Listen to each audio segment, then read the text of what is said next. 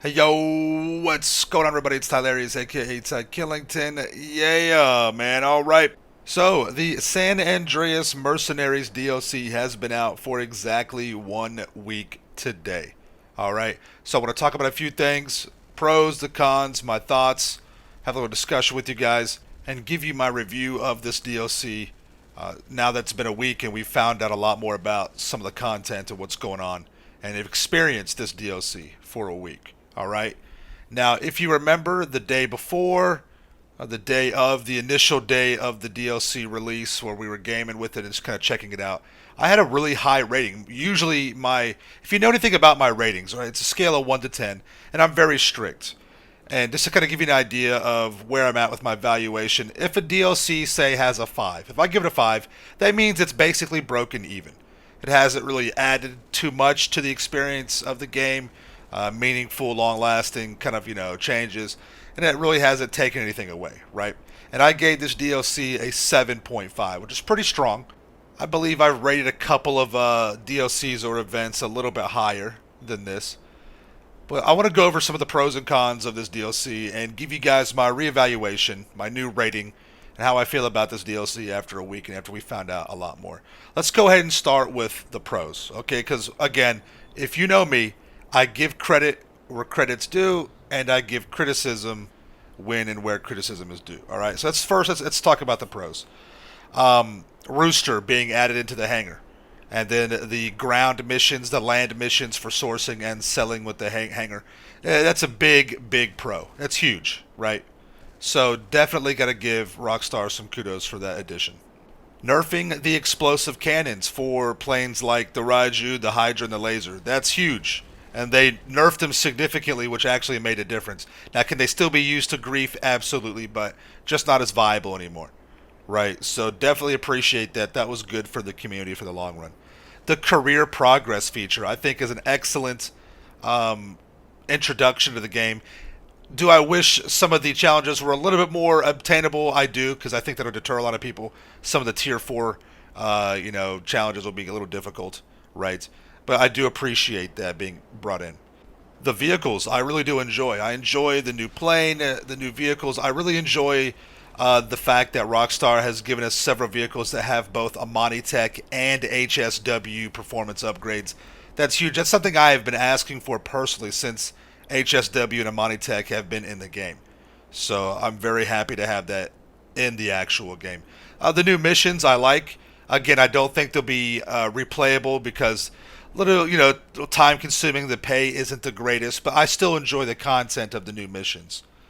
Increased payouts for certain modes in free mode. Some of the blue dots have been increased in the payouts. I appreciate that. I think that makes them more viable and worthwhile.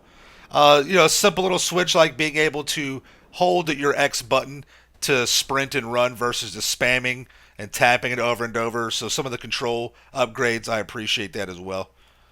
Just the overall content, I thought it was a good DLC for content.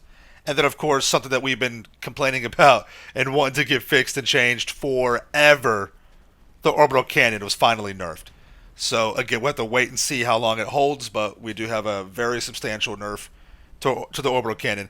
Do I still think that they should remove it from the game? Yes, 100%. But at least the nerf was quite substantial. Now, let's talk about the cons. All right. And again, guys, please, any kind of pros and cons you want to point out, leave them in the comments down below. All right. So for me, obviously, everyone, I thought when they were talking about removing vehicles from the game, I'm talking maybe like a dozen, maybe 2 dozen at the most. But to find out that Rockstar has removed almost 200 vehicles, it's unbelievably ridiculous. And almost as bad, if not as bad, as removing 200 vehicles is the reasoning and the excuse behind this move. They claimed that they had to remove almost 200 vehicles to streamline the websites to buy the vehicles from. That's ridiculous. That's disingenuous. That's not why they did that at all. If they wanted to streamline those websites, they would have made them easier for us to search vehicles. They would have made the user interface much more user friendly. That's what they should have done. They're just doing this, in my opinion, to hide vehicles behind GTA Plus and certain bonus events. It just made no sense how some of these vehicles they removed, these are still very popular vehicles. So, and the amounts, it's just crazy.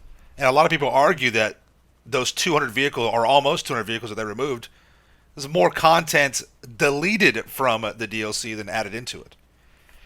Another thing that's very, very petty, in my opinion, and something that just really upsets me and bothers me because I'm a money grinder in the game, they increased the payphone hit cooldown time from 20 minutes to 48.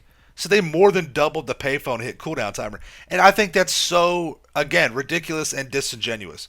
Because not only do they have payphone hits that are in the career progress achievements, so it's basically doubling, more than doubling the amount of time it's going to take to achieve some of those tiers for the career progress, right?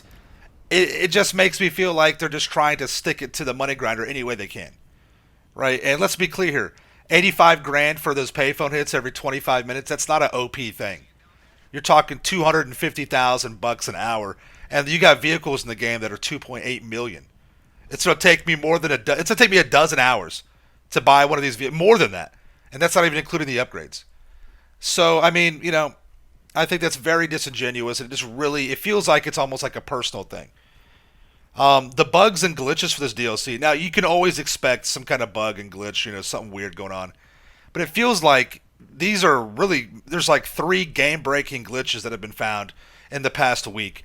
Two of them have been patched. Got to give Rockstar credit for that. They've jumped on it. As of today, the one remaining glitch, Rockstar just released a communique talking about this, a tweet, so they are aware of it.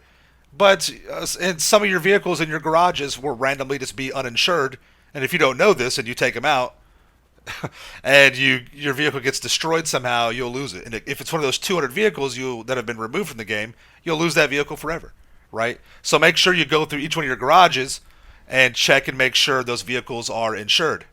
You do that by going into your garage, hitting the down arrow key on the directional pad, and then it'll tell you if the vehicle is insured or not in that little black box. And if certain garages don't allow that box to pop up, like your facility, for example, just jump in the vehicle, take it to a mod shop, or just customize it inside that warehouse's garage, and you should be able to add the insurance and check if it's there and on that particular vehicle. So make sure you guys do that. Even after that glitch is fixed, if they can fix it, Rockstar being, just check your insurance anyways.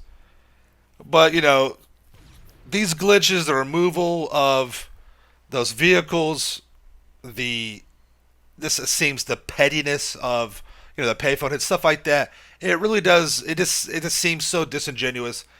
And it again, I've always said this: Rockstar's really good at taking one step forward but two steps back. And we do know from data mining that there's a lot of good content still to come. We know about the drip fed content. There's going to be some really cool Halloween content coming out. So hopefully all these issues get dealt with. Hopefully Rockstar communicates more with those, 200 vehicles taken out. Hopefully they revert the payphone cooldown timer back to 20 minutes, right? But the initial rating of 7.5, I do feel like I have to drop it down. I do feel like the additions they made were great, and I have to acknowledge those. But at the same time, I feel like the subtractions they made and some of the changes they made to this DLC are very substantial as well. So I'm going to take this initial rating, I'm going to reevaluate this DLC. I'm dropping it from a 7.5 down to a 6.0. All right, so it has added a little bit with these positive additions to the game. I feel like it hasn't broken even. I know a lot of people are upset and they feel like this DLC has removed more. And, and I can't really argue that, with that 188 vehicles, I can't argue that, right? But I do feel like some of the changes they made in the orbital cannon nerf, explosive cannon nerf, adding rooster, I think these things still have to be acknowledged, right?